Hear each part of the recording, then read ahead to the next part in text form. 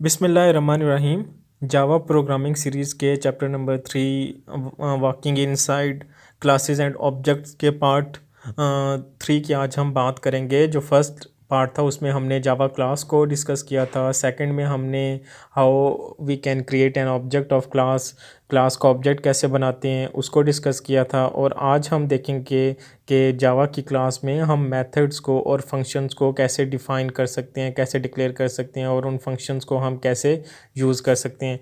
तो आज हम इन डेप्थ इसको अंडरस्टैंड करेंगे और देखते हैं कि जावा क्लास में हम फंक्शंस को कैसे डिफ़ाइन करेंगे।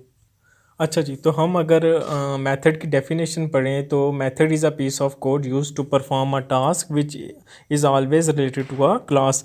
तो मेथड को हम कह सकते हैं कि एक पीस ऑफ कोड होता है जिसको हम सी में और सी प्लस प्लस में हम फंक्शंस कहते थे कि फंक्शंस इंट में जो है तो सम का या कोई भी आप फंक्शंस डिक्लेयर करते हैं जैसे सी लैंग्वेज में, तो जावा में हम उसको एज अ मेथड जो है तो समझते हैं कि जावा में हर फंक्शन को हम एज अ मेथड जो है तो डिक्लेयर करते हैं, डिफ़ाइन करते हैं और मेथड कहते हैं। तो हम जो है तो इन फंक्शंस को मल्टीपल ऑब्जेक्ट्स हैं वो उसे यूज़ कर सकते हैं।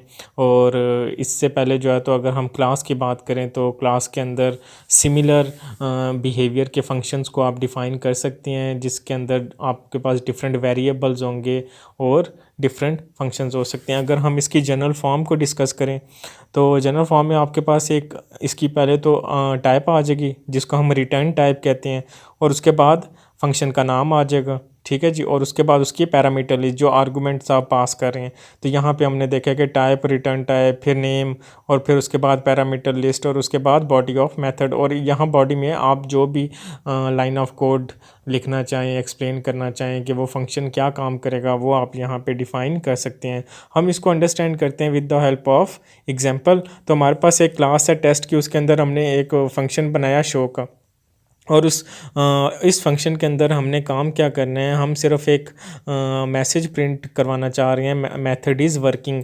तो इस wide show wide is a return type, show उसका नाम आ गया तो system dot out dot print line हमने बता दिया मेथड इज़ वर्किंग। तो उसके बाद हमने एक मेन क्लास बनाई, क्लास डब्ल्यू मेथड, और उसमें हमने जो हमारे पास टेस्ट क्लास है उसका हमने एक ऑब्जेक्ट बनाया O B J test is equals to new test. और उसके बाद हमने उसके ऑब्जेक्ट के थ्रू डॉट ऑपरेटर को यूज़ किया और उस शो को कॉल किया। अब देखिए हमारे पास जो ऊपर वाली क्लास है टेस्ट, उसमें कोई मेन मेथड नहीं है। तो जिस क्लास में भी मेन मेथड ना हो, मेन मेथड का मतलब है पब्लिक स्टैटिक वॉइड मेन, अगर वो ना हो तो हम उसमें ऑब्जेक्ट क्रिएट नहीं कर सकते। तो इसलिए हमने एक नीचे अलग से क्लास बना के उसके अंदर जो टेस्ट क्लास है उसका एक ऑब्जेक्ट जो है तो पहले क्रिएट किया और उसके बाद हमने शो को कॉल किया।